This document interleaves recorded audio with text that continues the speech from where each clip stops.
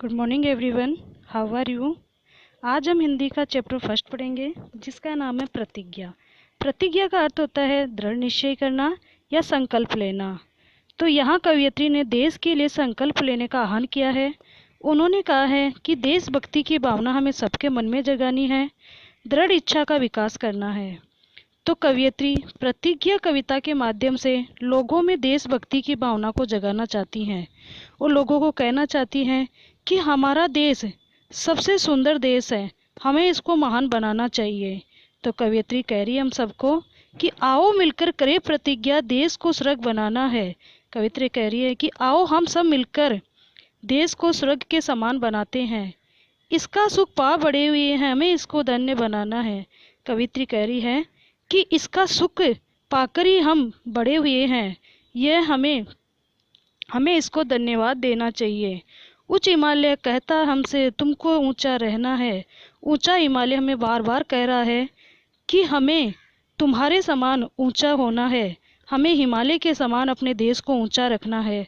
आए तूफान या आंधी तुम सबको सहना है। कवयित्री कह रही है चाहे अपने देश के लिए आंधी तूफान कितने भी आए, लेकिन हमें अपने देश को बचाना है। अपना जीवन भी सबको पर्वतराज बनाना है। कवयित्री कह रही है कि हमें अपने देश को पर्वतराज के समान बनाना है, अर्थात हिमालय पर्वत के समान ऊंचा बनाना है। इनका सुख पा बड़े हुए हैं, हमें इसको धन्य बनाना है। कवयित्री कह रही है इसका सुख पाकर ही हम बड़े हुए हैं, हमें इसको धन्यवाद देना चाहिए। निर्मल नदियाँ नित बह बह कर सीख सदा ये देती है। कवयित्री कहती हैं कि निर्मल नदियाँ अर्थात गंगा जैसी पवित्र नदियाँ बह बह कर हमें यह शिक्षा देती हैं कि हमें अपने देश को शीतलता के समान सुंदर बनाना है। इन उत्सर्ग करे जीवन को जग को सुखी बनाना है। हमारे देश को सभी सुखों को प्राप्त करने वाला बनाना है। इनका सुख पा बड़े हुए हैं, हमें इन्हें धन्य बनाना है। कवयित्री कह रही है कि हम सब ने इसके सारे सुखों को प्राप्त किया है, हमें इसको धन्यवाद देना चाहिए। आगे कवयित्री कह रही है धरती इसकी इतनी सुंदर सहना हमें सिखाती है कि हमारे भारत देश की धरती हमें यह सिखाती है कि जिस प्रकार मैंने सभी का भार सहन कर रखा है, उसी प्रकार हमें भी भारत देश को महान बनाना है। दुखियों के दूर करे यह बात हमें समझानी है। हमें अपने देशवासियों को यही समझाना है कि सबके दुखों को दूर करे।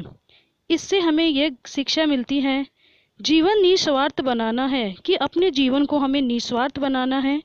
अपने देश के लिए हमें स्वार्थी नहीं होना है और अपने देश को महान बनाना है। कवयित्री आगे कह रही है मिलजुल कर हम सहना सीखे, सबको यही सिखाना है। कवयित्री कह रही है कि हम सबको मिलकर रहना चाहिए और अपने देश को ऊंचा बनाना चाहिए। सबको यही सिखाना है, हम सबको यही सिखाना है कि हम सबको मिलकर रहना चाहिए, प्रेम भाव से रहना चाहिए। प्रेम प्रीत उपकार भाव हमें सबके मन में जगाना है।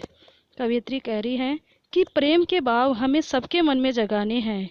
इसका सुख पाकर बड़े हुए हैं, हमें इसको धन्य बनाना है।